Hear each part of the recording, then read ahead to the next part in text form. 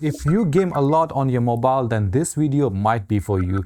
We recently attended the global launch event for POCO F7 series, and honestly, these phones surprised us. Special thanks to POCO, who was kind enough to send over the POCO F7 Ultra and F7 Pro. So let's dive into it. The POCO F7 Pro runs on the Snapdragon 8 Gen 3 with up to 12GB RAM and 512GB storage using LPDDR5X and UFS 4.1. It features a 6.67-inch 2K AMOLED display, 120Hz refresh rate, 3200 nits peak brightness, and supports Dolby Vision and HDR10+. The main camera is a 50-megapixel Light Fusion 800 sensor with OIS paired with an 8-megapixel ultra-wide. On the front, a 20-megapixel shooter. It has a 6000 mAh battery with 90-watt fast charging, IP68 rating, stereo speakers with Dolby Atmos, and runs on HyperOS with Xiaomi Hyper AI features. The F7 Ultra steps up with the Snapdragon 8 Elite up to 16GB RAM and adds a Vision Boost D7 graphics chip for frame rate, smoothing, and game HDR. It shares the same display but upgrades the camera setup. 50 megapixel main, 50 megapixel 2.5 times telephoto with OIS, and a 32 megapixel ultra wide. The front camera is 32 megapixel. Battery drops slightly to 5300 milliamps but gains 120 watt wired and 50 watt wireless charging. Same IP68 rating, similar audio setup, and runs on HyperOS with the same AI integrations. So on my left hand side I have the F7 Ultra, and on the right the F7 Pro. The both phones are very good looking phones. We will talk about it, but let's see what's inside the box first. So for the 7 Ultra, we have the mobile phone itself, of course,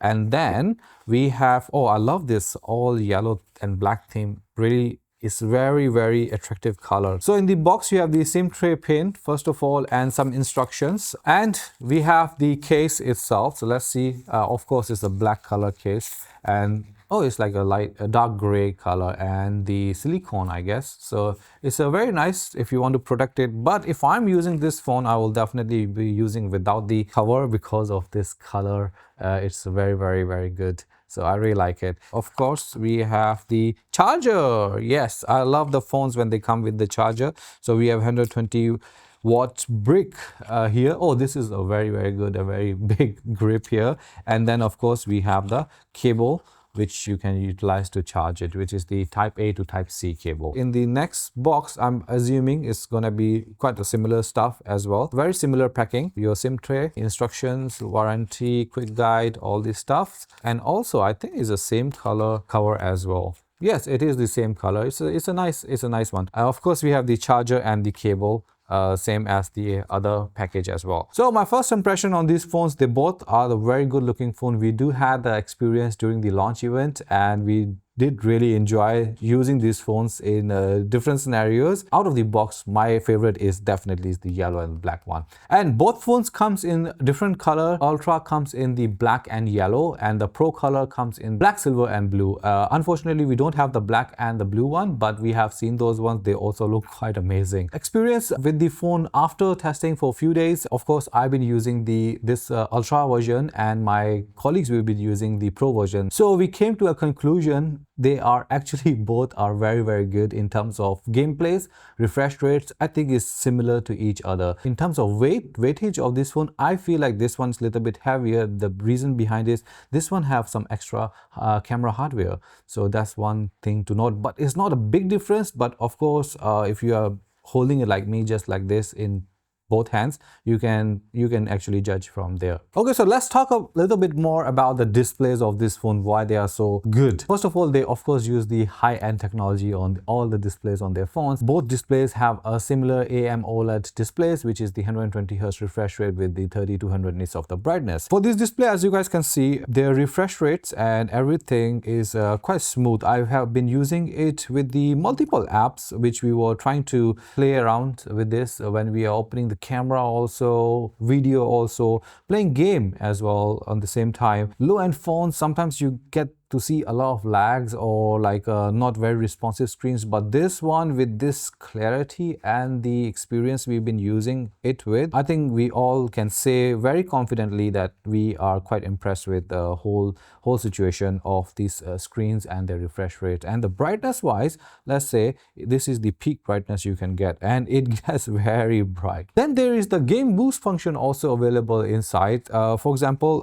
let me put this one on the side and let's use the Ultra to test a game. So for example, if we open the, first of all, they already have the Game Turbo app inside, where you can customize all settings. So we already customize it. So let's say in the Genshin Impact, so you can just start playing after customizing it. We have maxed out all the settings from the Game Boost app. So as you guys can see how clear everything looks and how easy it is to navigate it around and play it, and it will not give you not even a minimal lag you can feel on this game. Then the other part of this, which is also very interesting, let me save my character first. There's this Game Turbo. So you can actually, after max out with all the settings we have done already, here you can actually change this game mode from balance to wild boost also. It will start going crazy. Okay, so in this Game Turbo, we have a lot of different functionalities. Let's go one by one with few of the important ones. For example, in the performance, you can set up the priorities, like which are your priorities. For example, if you are playing the FPS heavy game, you can have a frame rate priority, or you can customize it on your own, or you can be on the picture priority. Then there are enhanced visuals. For example, you can even do the super resolution, the boost resolution, to view finer details as well in the game. Then we have other functions such as like a screenshots you can take, you can record it, you can cast it, you can have like a Wi-Fi turn on off. You have the brightness here, you can adjust the brightness accordingly within the game. So these are the things which are very useful when you are in a very intense gaming session and then you want to change some settings with one touch. You can do it easily. One thing I missed out in the performance setting is that you can actually go to the enhanced visuals, and here you can adjust your visual style based on what kind of a game you are playing. So for example, the visual set, you can have a none, or you can have the game HDR, or saturated, bright, or bright and saturated. So it depends on you how you want it to be. Now you guys can see on my screen how these devices perform. One is with the HDR on and one is with the HDR off. You can let me know in the comment section also, what do you guys think about this? Let's talk about the batteries on this phone. In the Ultra, we have the 5300 milliamps battery, and in the Pro, we have the 6000 milliamps battery. So, but Ultra has the 120 watt wired charging compared to the Pro, which is 90 watt wired charging. After the 1 hour of the gameplay's continuous test on it, Ultra dropped to roughly around 20%, and where the Pro drops around 15%. Good results from that. And in terms of the heat, they both get a little bit hot during this intensive gameplays. So that's, I think, quite normal in the game. If you have a cover, you might not even notice it. Okay, so let's talk about the cameras now, because on this phone, both of these phones, the cameras are not bad at all. These are very, very good cameras. In the video, we can actually shoot up to 8K with 24 frames per second, and the same I think applies to this also, 8K 24 frames per second, and then you can adjust for 4K 1080 720 whatever you want. If I'm on the 8K, you can go maximum to the 24 FPS, and if I change the resolution to 4K, you can actually go to the 60 frame per second, and if I go to the 1080p, you can go all the way 60 frame per second as well. So in terms of the video, both have a similar functionality, but when it comes to the photo and the zoom for this one, in Ultra, what we have the 60 times zoom here, but in the Pro, we can go up to until only 20 times zoom here as well. So that's one of the difference in between. Now you guys can see some of the photos we have taken from both phones in different kind of situations. So let us know in the comment section what do you guys think about this photo quality. In our opinion, they look great. So in summary, for the F7 Pro, we have the 50 megapixel plus 8 megapixel ultra wide, but for the F7 Ultra, we have the 50 megapixel main plus 50 megapixel 2x telephoto plus 32 megapixel ultra wide. So if you guys want the wider shot, high resolution selfies, so you can go for the F7 Ultra. If not, then you can stick to the F7 Pro. So the next thing, whatever you'll be seeing on the screen will be coming directly from these phones. We will utilize the front cameras and the back cameras and also the audio. Everything will be unedited, so you guys can judge from there and let me know in the comment section what you guys think about it. Okay, so this one, on this side we have the Ultra. We are on the 4K 60, and here we have a Pro which is also on the 4K 60 frame per second. Whatever you're seeing here directly coming from here, and the audio you are hearing also coming from these two cameras directly. You guys can judge on your own how this camera looks, and from our opinion it looks quite actually good. Though we are using all the studio lights as well, but in the other scenarios also, this one, both of them does a very good job. Okay, so this is the front camera for the both. So this side we have the Ultra and this side we have the Pro. I think, okay, so I can see the zoom on the Ultra is a little bit closer, and then on the zoom on the Pro is, I mean, the image is a little bit further. So let me know what you guys think. I never use a phone, two selfie cameras in front of me, so it looks a little bit different which one to focus on. So in summary, if you're going for the F7 Pro, you will get a bigger battery, slightly lighter, still very powerful, good balance between the gamers and the content consumers. And if you're going for the F7 Ultra, you will get more powerful chip, better camera system, fast charging.